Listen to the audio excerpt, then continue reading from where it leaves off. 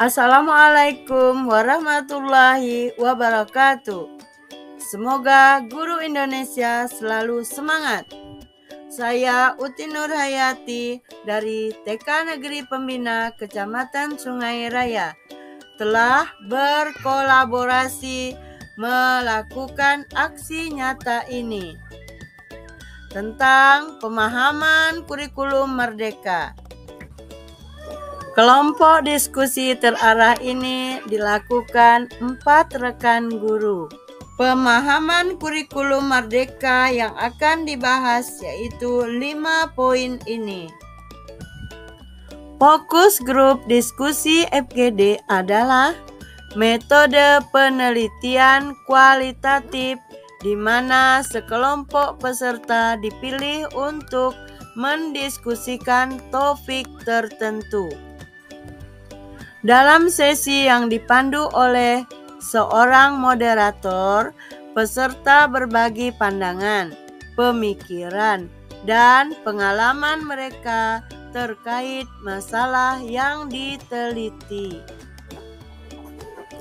Tujuan diadakan FGD adalah untuk mengetahui tingkat pemahaman kepala sekolah, para guru, dan tenaga pendidikan untuk implementasi kurikulum merdeka. Hasil diskusi menjadi pedoman untuk evaluasi sekolah dan melakukan arah kebijakan dan strategi apa yang dilakukan berikutnya. Langkah-langkah FGD ini menggunakan 6 topi berpikir, yaitu topi putih, topi merah,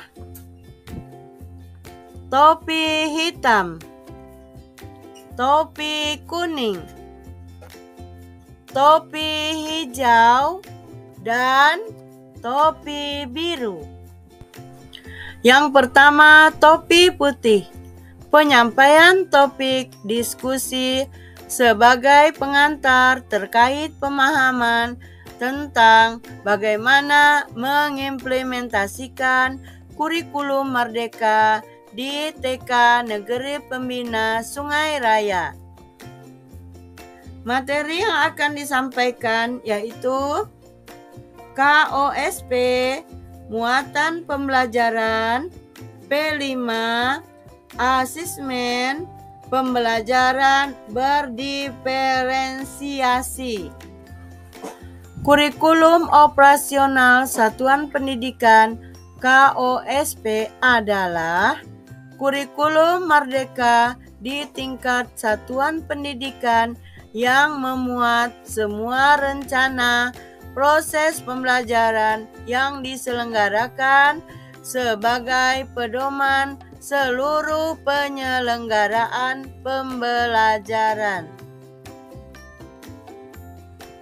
Kurikulum operasional satuan pendidikan KOSP adalah kurikulum yang disusun oleh sekolah berdasarkan struktur kurikulum dan standar yang ditetapkan oleh pemerintah dan menyelaraskannya dengan karakteristik dan kebutuhan peserta didik, satuan pendidikan, dan daerah.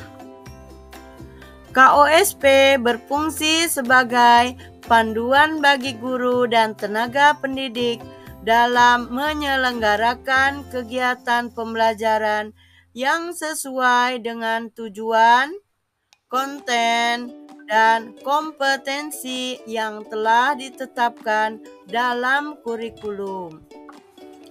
Tahapan dan sistematika KOSP. Yang pertama, analisis karakteristik satuan pendidikan. 2. Visi, misi, dan tujuan. 3. Pengorganisasian muatan kurikulum. 4. Penyusunan rencana struktur pembelajaran. 5. Pendampingan evaluasi, dan pengembangan profesional. Muatan pembelajaran meliputi intrakurikuler, kokurikuler, ekstrakurikuler.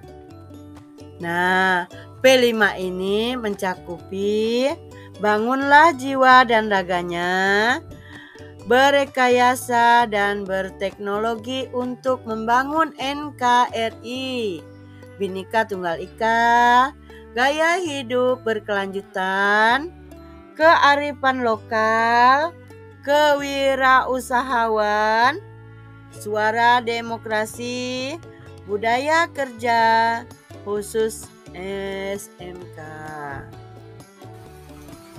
Ya, selama ini pelaksanaan asesmen cenderung berfokus pada asesmen sumatif yang dijadikan acuan untuk mengisi laporan hasil belajar. Hasil asesmen belum dimanfaatkan sebagai umpan balik untuk perbaikan pembelajaran. Pada kurikulum Merdeka, pendidik diharapkan lebih berfokus pada asesmen formatif dibandingkan dengan sumatif dan menggunakan hasil asesmen formatif untuk perbaikan proses pembelajaran yang berkelanjutan. Pembelajaran berdiferensiasi adalah usaha untuk menyesuaikan proses pembelajaran di kelas untuk memenuhi kebutuhan belajar individu setiap murid. Ciri-cirinya, pertama, memiliki pendekatan yang berbeda. Kedua, memiliki proses yang berbeda. Ketiga, menghasilkan produk yang berbeda juga. Berdiferensiasi ada 3. Pertama, diferensiasi konten.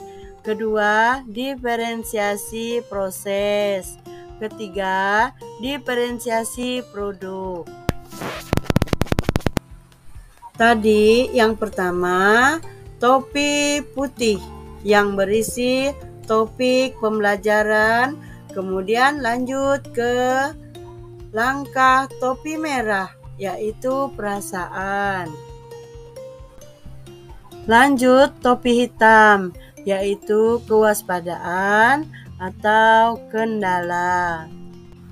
Topi kuning, yaitu dampak positif. Lanjut topi hijau, berisi solusi yang kreatif.